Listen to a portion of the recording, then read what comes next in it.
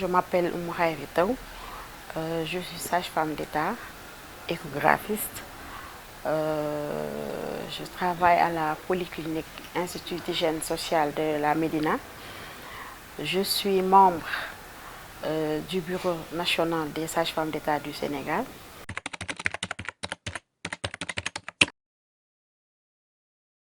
Pour la formation, il faut 3 ans.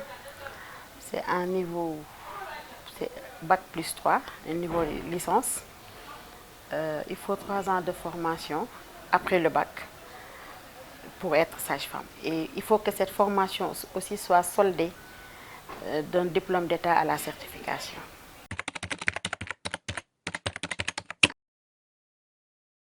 xam nga Sénégal mooy dëkk bu nga xam ne bu ñëpp yuuxoo ñi ci des topp ci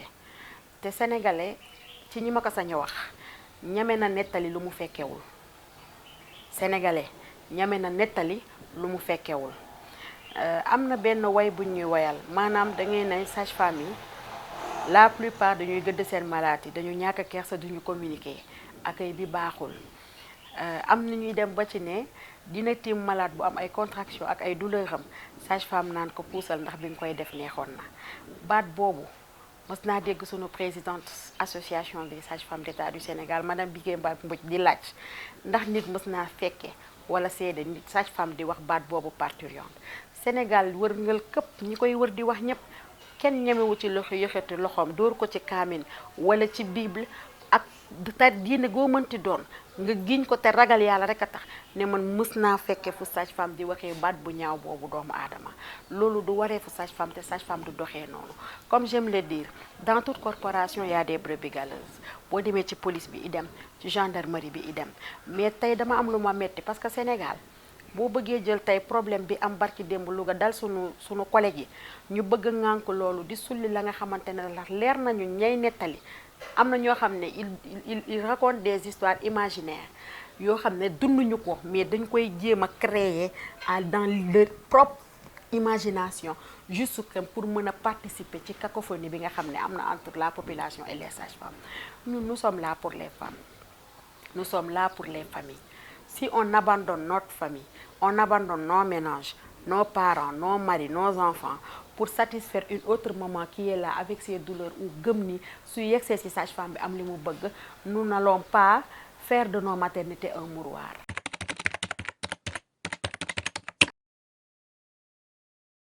Profession bi ñun dañ ko exercer par vocation. Da ngay gis sage-femme jusqu'au fin fond du Sénégal foo dugg ci réew mi sage-femme a ngi fa. am na poste yoo xam ne sage-femme a ngi fa di ay xale yu ndaw bàyyi seen njaboot ay des kilomètres pour satisfaire une partie de la population féminine ñu jàppale leen da ngay gis sage-femme yoo xam ne minuit seen poste amatul lampe ñu ngi jokkantool ak jaan yi jiit yi lu leen mën leen fa fekk sage-femme di accoucher jël torche def ko ci diggante lexam ak mbaggam pour mën a sauver benn vie sage-femme pour jéggi mën a dem def ay stratégie avancée dina jéggi dex dina jéggi àll ak lu mu mën a daj ci dex ak àll ci diggante boobu yam ndax loo gis am na bërëb am na ay borom ku xam àll xam ne ay raba fa dëkk ku xam dex xam ne beneen monde la ngay jéggantal yoolu yëpp di dem te dimbali nit te yàlla rek a tax.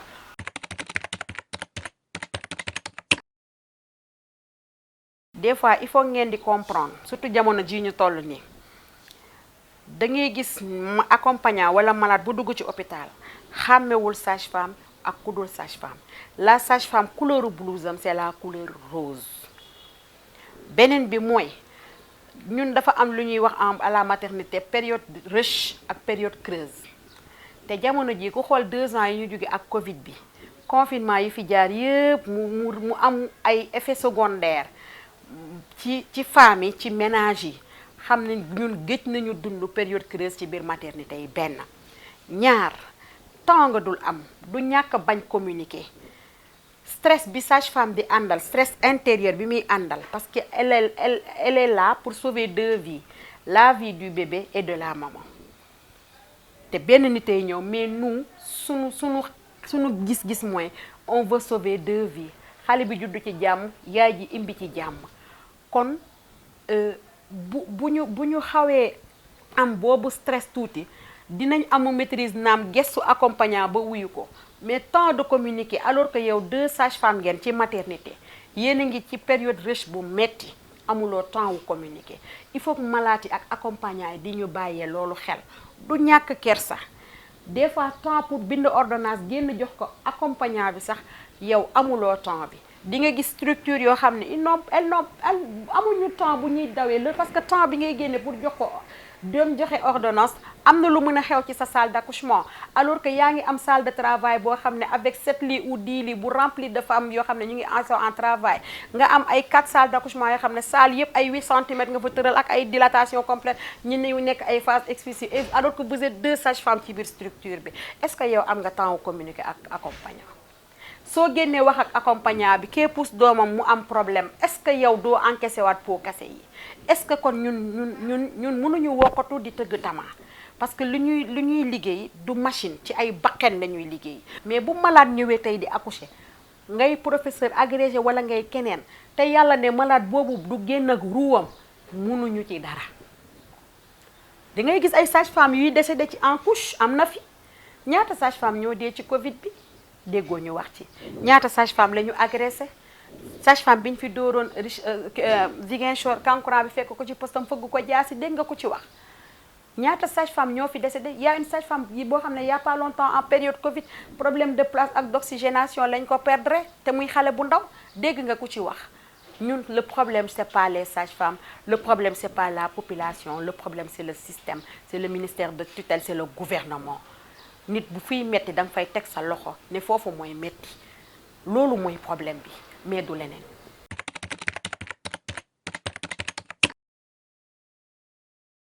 ñu koy mettitlu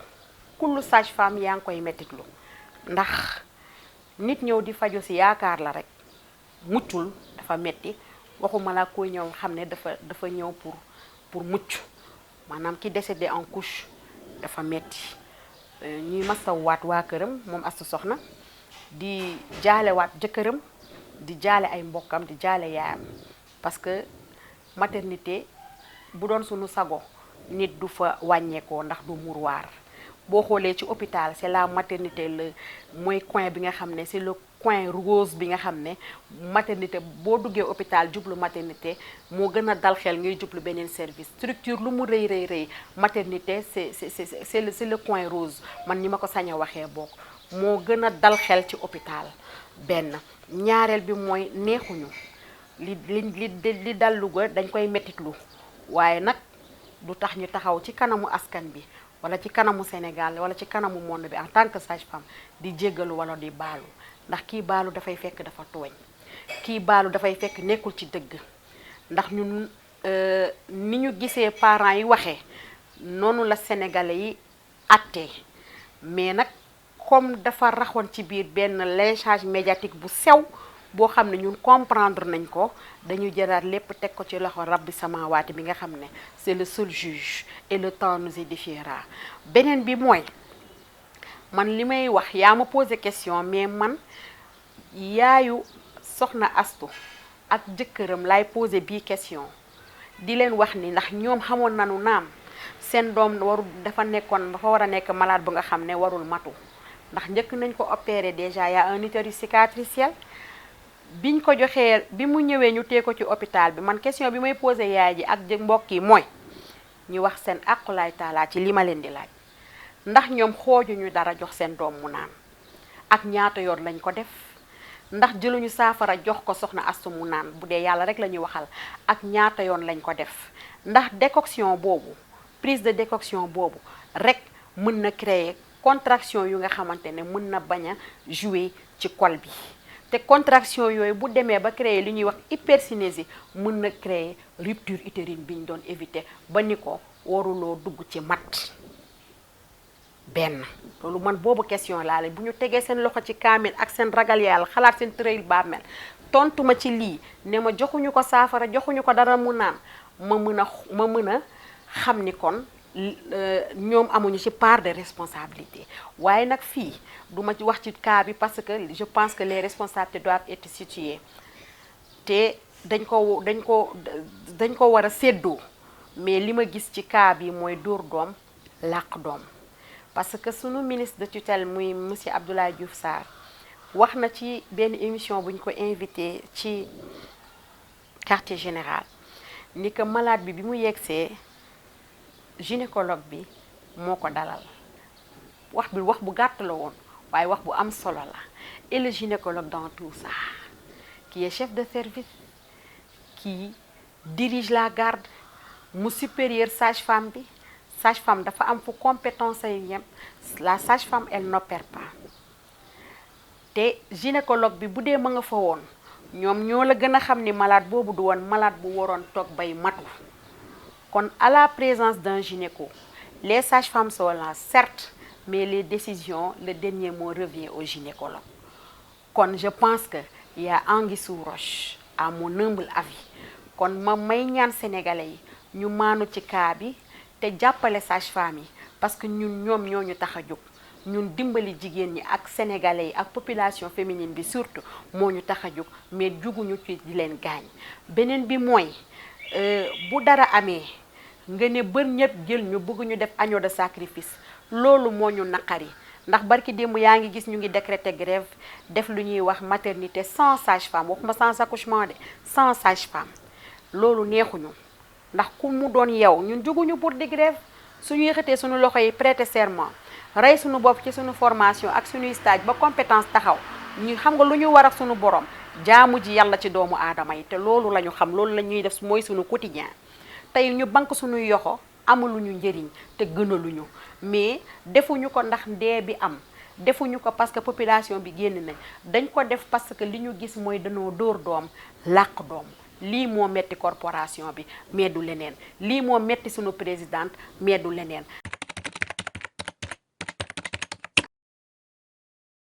am na ñoo xamante ne nag nangul naa leen seeni anecdote parce que mën na nekk lu réel mais li may soññ population bi mooy ñun duñu seen noon ñun ak ñoom ay partenaire lañu ñun ak ñoom ay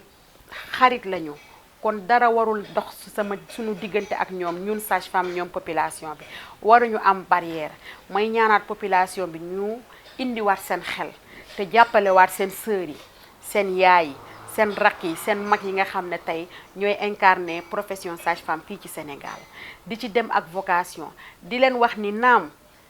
dinañu am ñoo xam ne dinañ leen nangul li ñuy wax ndax nag bu cër yépp yemoon am ñu gedd seen cër dina am ñu mën a doxee ni ak ñu doxeewul ni waaye bu ñu tollee foofu suñu présidente de nationale xam na ni muy def ba mën a recadrer waat ci ñim ko sañ a wax ak ñim ko sañ a def pour ñu gën a mën a doxal pour l'intérêt général de la population ndax moo ñu tax a jóg. beneen bi mooy may waxaat gouvernement bi ñu gëstu système sanitaire bi dafa làggi ñu xoolaat plateau technique yi naam ñi ngi ciy def ay jéego waaye dafa des ñu xoolaat salaire sage-femme yi xoolaat salaire agent de santé yi en général dafa doy waar parce que nag kuy xëy di bàyyi njabootam di dem yaa ngi wuti yàlla waaye yaa ngi ñaan yàlla lu la yàlla di suturaalee ca la ngay liggéey nga mën ko suturaal sa njaboot ndax defe naa nous sommes conscientes que li ñuy tàllal sunu loxo di ko fayeeku weer di ko indi ci sunu njaboot chaque fois ñi ngi xool ndax nekkuñu di jox sunu njaboot poson loolu yàlla def na ko ci ñun yàlla mooñaale na ko ci ñun ndax jigéen lañu jigéen dafa baax jigéen dafa oyof xol li ne ci jigéen newul ci góor sunu xol bu oyof moo tax yàlla nattuñu boolewuñu ci dem di suuli néew parce que dafa am fu ñu natte bokkuñu xol duñu benn jigéen mën na muñ jigéen am na dal kon may ñaanaat population bi ñoom ñu dal te jàppale sage-femme yi te xam ni incha allahu taabu ronde rek moo mën a defar yëf yi mais du bras de fer.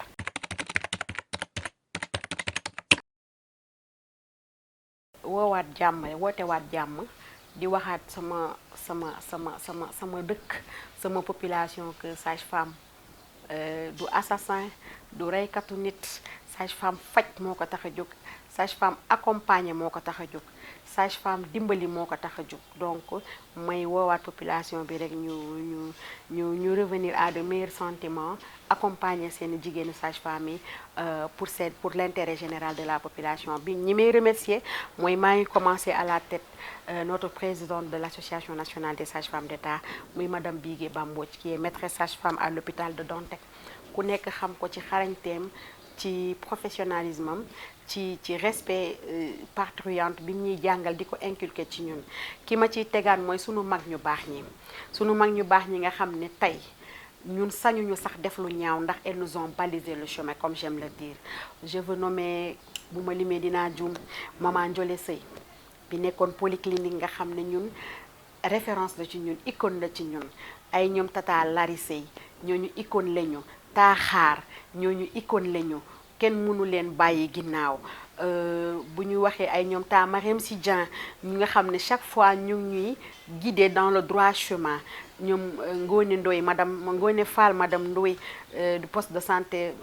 Sotrac Aynou Madi ma koy gërëm de passage di wax ni ku xool ci sunu mag ñooñu si ñoom Geddas yi depuis Nabil Choucair, Rama Samb depuis des Parcelles ci sud bi ci nord bi nga war a xam ni ñun am na ci loo xam ne buñ ñooy sunu vitrine en fait ñooy vitrine profession bi ci ñooñu la ñuy xool tey pour mën a ku ci taxawul taxaw bu normal nga defaruwaat ay ñoom maman Mariam Fall bu ma limee dinaa juum ta Amsatou Ndiaye ma koy ñaanal yàlla na jeggali liggéeyam ak jàmm te yàlla lu mu ci ñaan yëpp ci liggéeyam boobu ci borom këram yàlla na ko yàlla nangul